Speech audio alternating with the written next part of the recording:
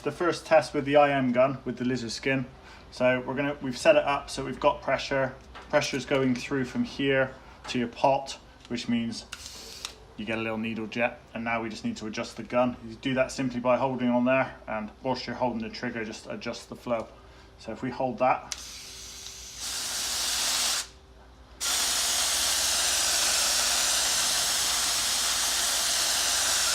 and then the more we adjust that out, the more atomization we should get. So you can see you get to a certain point and you start blowing the Lizardskin around. So if we come back down from there a little bit,